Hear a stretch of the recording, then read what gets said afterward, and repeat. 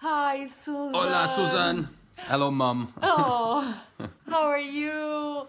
So, today I will make focaccia and You're I going will to make, learn how to make focaccia. hopefully, I'll do my best to teach you how to make it. Teacher. And well, I hope you can do it later. And Tony will help me later, but now Yeah. he needs to study, so okay. Very serious study today. Oh, yes. So let's go. Except Yeah, the napping he's and all of that. Saturday, and your son is study, so which I'm going to is try, but it is Saturday and it's hard to I get your head into know, the... but he's amazing. So he's doing the so. Okay, you show the ingredients. Yes, lovely. See you soon, Mum. Oh, see you. So here are the ingredients. So I use 560 grams of strong flour. I really like this brand, but you can use anyone that has at least 12% of protein. So if you look at the nutritional information here, you will see the amount of protein per 100 grams. So this one has almost 15%. So it's quite high. Don't need to be that high for focaccia. I like to add spelt flour, and I put 140 grams. I like because it breaks a bit the elasticity of this flour, and at the same time puts a nut flavor. And I also add olive oil, and I will put around 21 grams. And I put a little bit of sesame oil. I put it in the last time because I ran out of olive oil, but I really like it. So it also helps with enhancing the nutty flavor. And water, that will be 560 grams. And of course, yeast, just that, will be 1 teaspoon. Yeah, and I almost forgot the salt, so it will be 14 grams of salt. And it's important to weight everything in a scale because it's quite, I don't know, I just like it. Engineers and like it to have precise measures. So first I add the white flour, and then straight in the same bowl I add the spelt flour. So this is the amount of yeast you add. Is quite, it's not so much because actually I want the dough to ferment for more time and not so quickly. So that's it. Let's say a small teaspoon, and I just put like here at one side of the bowl, and then you add the 14 grams of salt in the other side because I don't want the salt to get in direct contact with the yeast because it doesn't like it too much. And then once let's say the dry ingredients are here, I just needed to whisk. And I like to use a fouet and just whisk all them together. I usually whisk for a good, let's say, 2 minutes, to be sure that everything is well combined, especially the two flours. And now I add the liquid. So I already have here 560 grams of water, and I add in the water. So 21 grams of olive oil, 7 grams of sesame oil, so that would be 28 grams and 29, the total here of oils. Fine. So it's just a drizzle just to give like a nut flavor. And then you make a sort of hole in the mix of flours and yeast and salt here. Can use a fork for this in this case. And then there's a face here, can't believe it. So so you pour the mix of water and oils, just verse it and it'll be fine. And then at the beginning it'll be easier to mix with a fork until you feel like the water would start to be absorbed. And then have on your side a bowl with water, because then you need to use your hands, but not for too much. But it's easier to mix the dough with your wet hands. I'll show in a bit. Okay, so mix until it's more or less combined with a fork, and then you switch to the hands. So now the dough will be something like this, okay? And now I will mix, I will just give it like a quick mix with my hands, just to make sure there is no dry flour here, no, just to give a small mix. So you just, wet your hands and then you just give a mix, like this, you pull, and then you put in the middle, make sure there is no dry flour around, and you can, I don't know, mix for 1 to 2 minutes and you'll be fine. So that's the dough.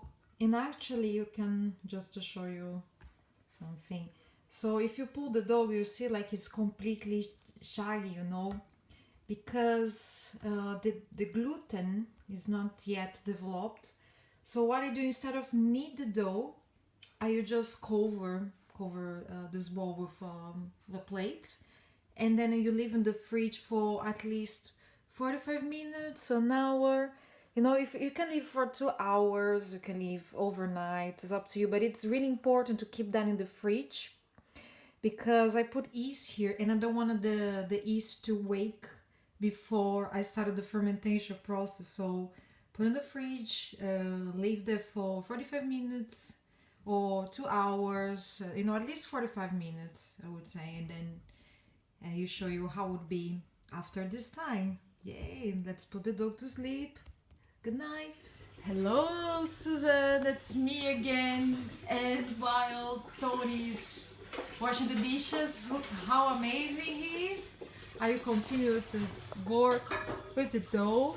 So I will show the difference, what time makes, what a good rest makes to the dough. So remember, the dough was really shaggy, and now you can see this beautiful gluten network here that develops, and it creates like these.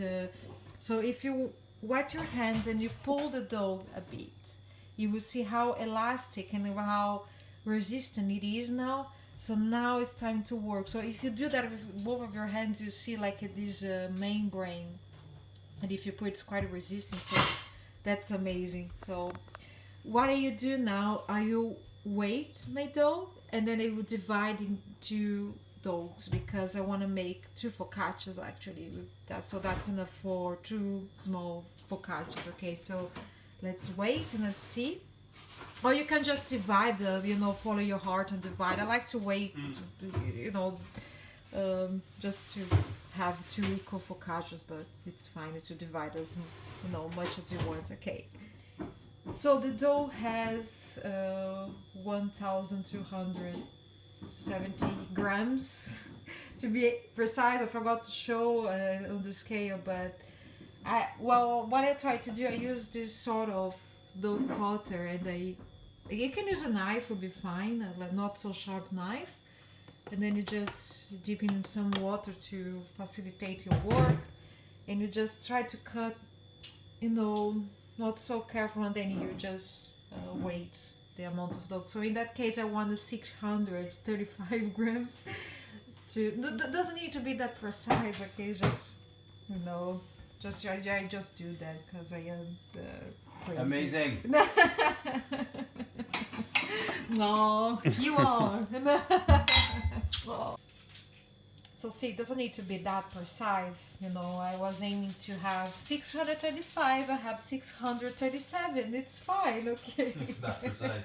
Yeah, exactly. So it's fine. So now I have 2 amazing doughs here. And what do you do now? Because I wanted to trap, because the dough will start to ferment as soon as I wake it. So I wanted to create a sort of house for this dough, in order to trap the air bubbles that it will form as residual fermentation. So I may need, let's say, Tony's assistance to film that, because I need both of my hands. Now it is. Okay, you do again with the other one. So we're folding the dough here, Mum. Yeah. Don't forget to wet your hands and then. Yeah, because otherwise the dough will stick to your hand. So, and then you reverse like this, and then you do some like so. You put the hands like this, like behind the dough, and then you can see that you started to stretch a bit, and then a bit, not a not A that. And then you, so I did this, okay, this side, and then you flip the you turn the container, and then you do again on the other side, and then you flip, you do again. So, and then again until I feel like I can see. I don't know if you can see, but you will see some tiny air bubbles, which means, okay, now I have a proper house to trap my air bubbles. So that's fine. So it will be like 2 or 3 times this. I do again the other dog. So let's do it again. So first thing you fold the dog like one side. So I take the extremity and fold like this. Okay, so and then turn, then again on the side like this. So I trying to construct a sort of pocket, I don't know, and then stretch like a house. Yes, exactly, to try my House for gluten. your dough. Yeah, and then I flip like this, and then you do the folding. So I put my fingers in the middle of the dough, stretch a bit, like this. If you need, you can like to create some more tension. You can really like Let it pull hang. the, yeah, exactly. Okay, then I flip container, and then some more tension, and okay, so you can even like pull it down in order to create until you can see this Little air bubble. bubbles. So I do, yeah, I can see one. This is a good one here. I do one more time just in case. Okay, that's perfect. So now the dogs are here all covered, and then you kind of wake up the dog at, I don't know, 40 to 50 degrees in the oven for 30 minutes or 1 hour. Now, yeah, right now. So I cover. I needed to pause the video because my hands are Okay, so now you put the doughs in the oven. So you can see here is not even 50 degrees. Okay, put one. So I can put this plastic cover because the oven is to be in 4 degrees. We're ready. Alright, Madre. Oh, hello, Susan, that's us again. So now that the dog is fully, not necessarily fully awake, but I guess it's awake because you can see that the number of bubbles on the surface increased. It's about to have So a coffee. yeah, they are It's about woken like to have the breakfast, which Breakfast, yeah. loads of flour, loads of carbs here to feed those yeast. So what you do now is to do the second foil. So do you remember the first one that you made, that you grab the dog from the middle and you pull, and you do again the other side? You do that again because I wanted to, let's say, to strengthen this gluten or dough house. I have I have the best English teacher too. Okay, so wet your hands, and then you grab the dog from the middle like this. You pull a bit until it starts to, let's say, to come out from your container. And if it does, you just do this, okay, and then you put it again until it came out. Then you do again on the other side, on the other extremity. You pull, let it go, pull, let it go, and pull, let it go. It's not pull because of the other stuff. Not pull. And then you are like this, and then you you just turn the container and do the same on the other extremity. So you pull, let it go, and grab from the middle like this, and that's it. That's the house made of dough. And the cover, let it ferment. You do the same with the other one. Okay, so wet the hands, pull, go, and pull until it comes out like this. Perfect. Flip or turn, and pull, and once again, and again. Then the other extremity. So I do, like, let's say those two first, and then after those two. So up and up. So that's it's called coil folding, something like this. I can't remember the name because of the wine, I guess. But that's it. And then you let ferment. So there is the trick here is because I could say you can let it ferment for. That is so cool.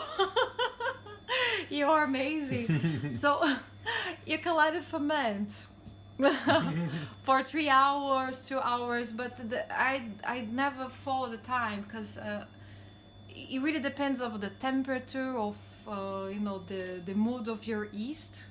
I believe it can change. It can be happy or or more sad. So Clinically depressed. yeah, exactly. Yeah, it can be depressed, which is.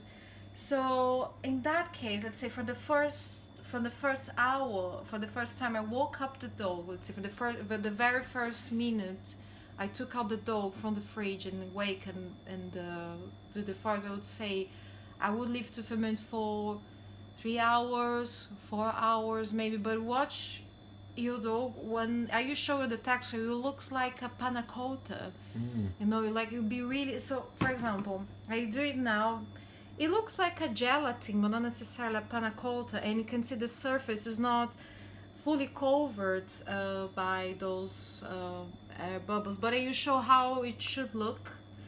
Focaccia is if you over ferment or if you under ferment a bit, there is no problem. Focaccia is really like open-minded and really flexible. Pragmatic. Pragmatic. Oh, thank you. See, this is amazing. I feel so privileged to have this. So when you're fermenting it, is it going in the fridge or is it staying on the? You stay outside. Yes, exactly. So because now I wanted to keep the dough warm, so we just leave it here. The kitchen is quite warm, so I just leave it here for I don't know so it has been 1 hour since I took out for the fridge, so I may leave for 2 more hours perhaps, and then you go for the next I go for the next step. So cool.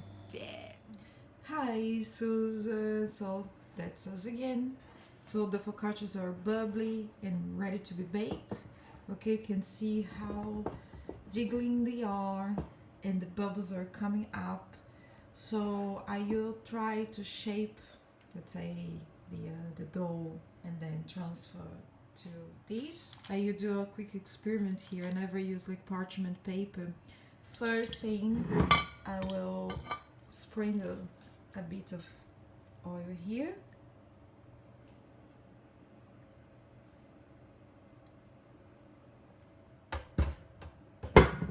And then I will just spread the oil with my hands like this, gently.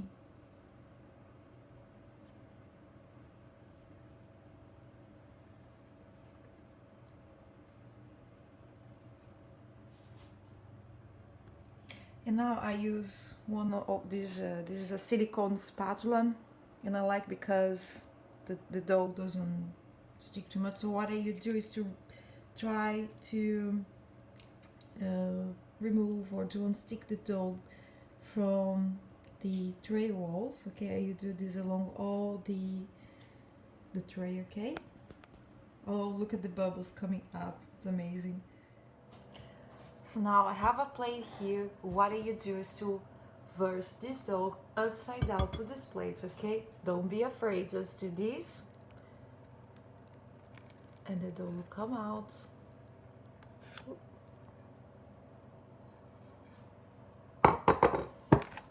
Look at this amazing. Try to show here. Gluten network and the bubbles. Okay, so I try to do this with one hand. So what I need you to do is to shape the dough as an envelope. So you pull one of the extremities like this, pull until more or less 2/3 of the dough, a little bit more, and then here.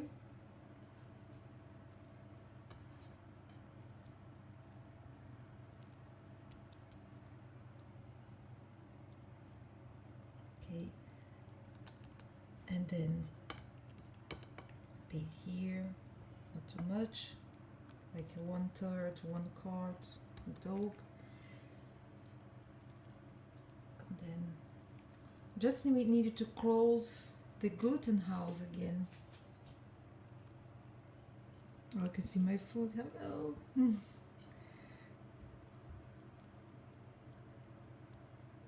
Okay.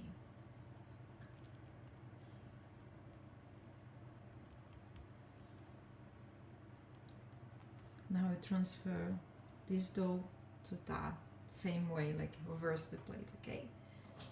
Okay, so now I'm trying to simply reverse the dough here towards here. Hope you can see, but it's simply like you're literally, you know, just through the dough. Like, I'll try to show now. And that's it. Then just stop here. Dough is here, hey. And then, as you can see, it lost a little bit of air during this process of shaping and folding. So you let the dough proving for around 1 hour, 1 hour and a half, like let's say 1 hour, will be enough until it gets like a full of air again, because of the yeast will keep fermenting the dough, and the dough will inflate again. All right, so see you in 1 hour. So in the case of the second focaccia, I just put straight toward. I did the same thing, but I put straight to the tray. Hey, so now you can see how bubbly are the focaccias again. So they re-inflated a bit, and they're right in the right point to be garnished and then to be put in the oven. So in this meanwhile, you can preheat your oven to 220 degrees, and you can start the garnish. So you drizzle the focaccias again with more olive oil. Okay. Here.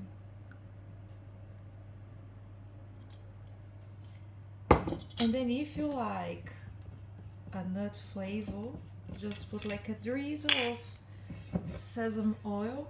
So let's okay, like this and like this. Just maybe a little bit too much of that one, but it's fine. You know, it's sesame oil. It's so good. All right. So now is the fun part, because now you punch the focaccias with your fingers in order to create the nice bubbles on the surface. So the process is really simple. I would advise to do with both of your hands. I use just one because the other one is hold the phone. So you just wet your hands a bit, and then you start to poke the dough like this. Don't be afraid of poking. I like to do this so that, you know, it kind of make the bubbles come to the surface first, and then I punch. But you can see how they come to the surface. So don't be afraid. So for example, you can start to isolate a few big bubbles because they are nice. Okay, so like for example here, and isolate one, and then the other one here. But don't be afraid to go like a deep down. Okay. Oh, look at those bubbles.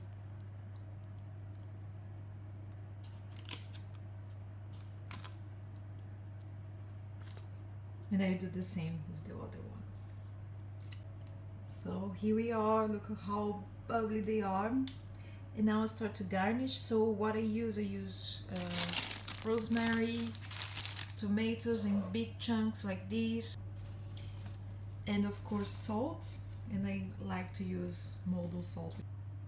So I start with the tomatoes. So I just place the tomato like I like to, to really dig the tomatoes inside the dough because they will release some water and some tomato juice to the dough. Now I will also add some rosemary and these.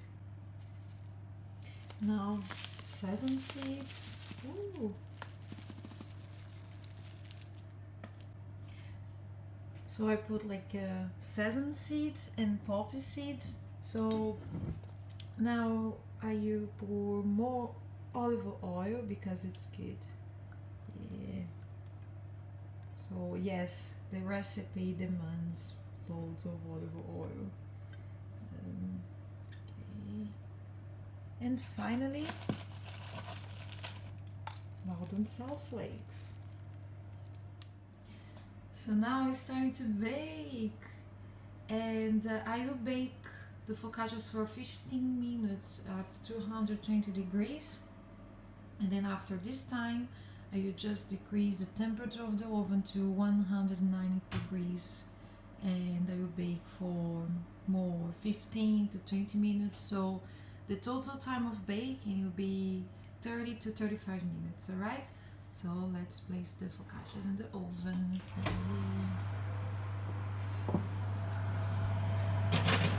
Goodbye. See you later. Perfect. Bye. Oh, can you hear the noises? So 15 minutes has passed and look at this. Wow, look absolutely amazing. So now I will turn down the temperature of the oven 190 degrees for 15 to 20 minutes. Alright, I'll be back in 20 minutes or maybe 15. Let's see. So now the focaccias are ready. Yay! So that's it. I hope you enjoyed this process, Susan, and I am looking forward to see you and perhaps to prepare the focaccia together. Yay! Have a lovely day. Hope to see you soon. Bye bye. Okay, quick addendum. I totally recommend the use of parchment paper. It's so much easier to remove the focaccia, okay? Alright, see you.